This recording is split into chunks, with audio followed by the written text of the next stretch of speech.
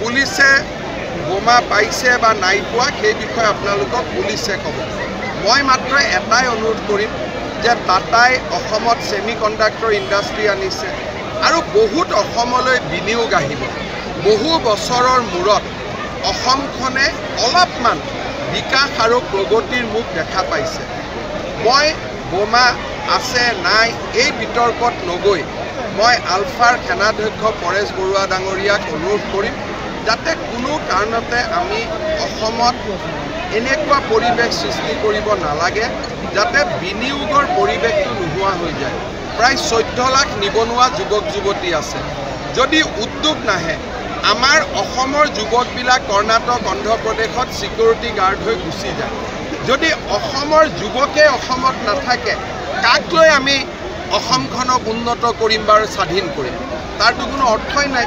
সেইকাৰণে মই আশা কৰিম অসমত যাতে কোনো ধৰণৰ বিনিয়োগকাৰীসকলে চিন্তা কৰিব পৰা বাহিৰত অসমৰ নাম ক'ৰবাত চেকা লগা আমি যাতে কোনো কাম অসমত নকৰোঁ আৰু সদায় আলাপ আলোচনাৰ মাজেৰে সমস্যাবোৰ সমাধান কৰিবৰ বাবে মই আগ্ৰহী।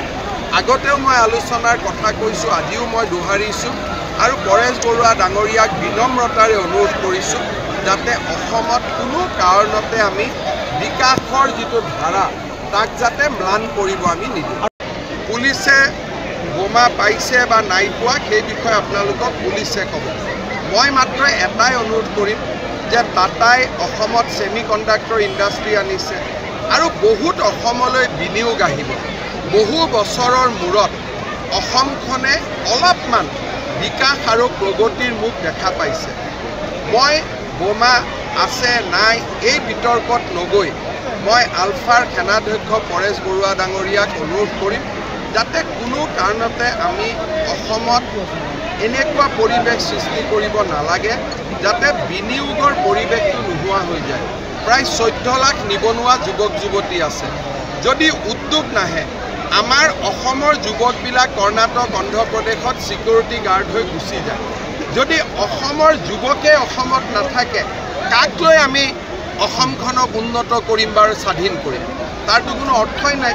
সেইকাৰণে মই আশা কৰিম অসমত যাতে কোনো ধৰণৰ বিনিয়োগকাৰীসকলে চিন্তা কৰিব পৰা বাহিৰত অসমৰ নাম ক'ৰবাত চেকা লগা আমি যাতে কোনো কাম অসমত নকৰোঁ আৰু সদায় আলাপ আলোচনাৰ মাজেৰে সমস্যাবোৰ সমাধান কৰিবৰ বাবে মই আগ্ৰহী।